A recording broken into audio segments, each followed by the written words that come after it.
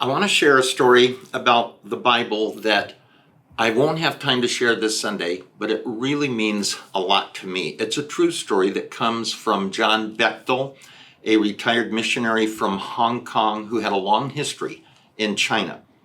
And he shares how China became a communist country in 1949, and it really closed itself off from the world, and especially the Christian world. We know that Bibles were confiscated, Christians were persecuted, and some 30 years later, a door opened for him to visit China, and he was so eager to see what had happened to the church, to Christians in the church. Were there Christians that were still serving the Lord? And so he just went up to a lady on the street and he said, "Do you know any Christian?" And she said, "Yes, I do." He said, "Would you please introduce me? I'm so eager to meet a Christian here." She said, "I will, but you will have to wait until she's off work this evening." He said, "Okay." So they arranged a time. He said, "What's her story?" And this lady said, "It's a very sad story. When she was 32 years old, her father and mother were killed, and she was put on trial because of her faith.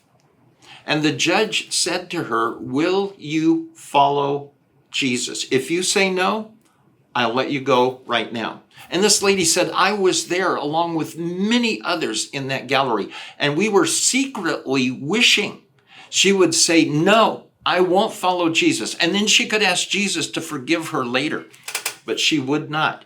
She said, 'I will follow Jesus for the rest of my life. I cannot deny him.'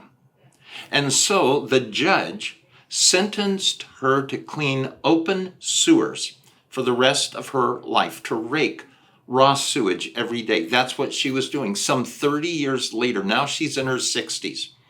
And that evening, John Bechtel met her, and he was saying, "What do you need? Do you need clothes? Do you need money?" She asked for one thing only. "I want a Bible." The one thing he didn't have. I want a Bible, what she had not had for all those years. He said, "If there's a Bible left in this city, I will find it for you." So he went back to the hotel, and as he did, a fellow pastor, a pastor from Hong Kong, was checking in, and he said to him, "Ronald, I need a Bible."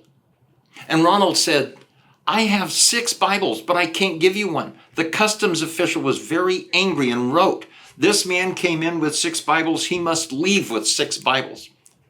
So John said, "Let me borrow them for the night." So he took the 6 Bibles to the hotel room. He and his wife cut out of one Bible, Matthew, Mark, Luke, and John. They went back and forth between the Old and New Testaments, extracting passages until they had one complete Bible and 6 edited Bibles for Ronald to take out of China.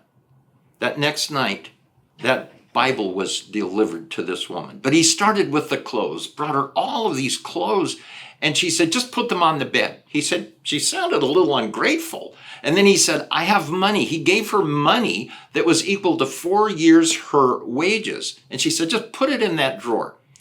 And he said, "I'm starting to think, Lord, am I doing the wrong thing? She's not grateful." And then he said, "We have a Bible for you." He said, then her face lit up.